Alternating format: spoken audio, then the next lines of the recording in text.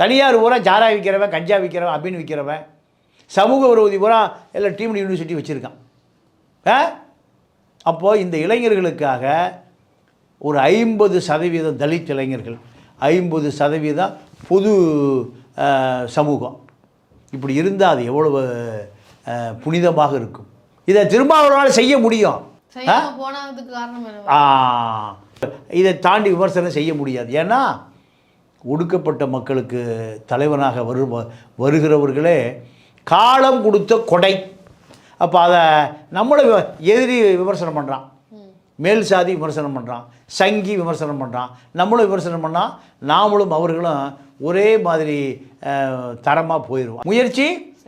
முயற்சி செய்தால் கண்டிப்பாக திமுக கட்சியினுடைய ஒத்துழைப்போடு ஒரு அம்பேத்கர் ஒரு சட்ட பல்கலைக்கழகத்தை உருவாக்கியிருக்க முடியும். அம்பேத்கர் ஒரு பொறியியல் கல்லூரி உருவாக்கியிருக்க முடியும். என்னால் முடியும், என்னால் நம்புகிறேன் நான். ஏன்னா 35 காலம் நாங்க அரசியல்ல இருக்கிறோம், நாங்க இதுக்காக தான் பாடுபட்டோம் அப்படின்னு சொல்லும் போது, அப்போ இந்த ஒரு விஷயத்தை நிறைவேற்றாம ஏன் போயிருப்பாங்க அப்படின்ற ஒரு கேள்வி இருக்கும் இல்லையா? அது முயற்சி செய்யலன்றத குறிப்பிடுறீங்க. அப்ப அவங்களுக்கு வேற ஏதாவது நெருக்கடிகள் இருக்குதா அப்படின்ற? ஒரு நெருக்கடியும் கிடையாது, சுதந்திரமா இருக்கு. எதனா பாகிஸ்தான் ராணுவ ஆட்சியா நடக்குது, ஒரு நெருக்கடியும் கிடையாது. கூட்டணியில் இருக்கிறது அதெல்லாம் ஒரு நெருக்கடியும் கிடையாது. சாராய வைக்கிறவன் எத்தனை கல்லூரி வச்சிருக்கான்?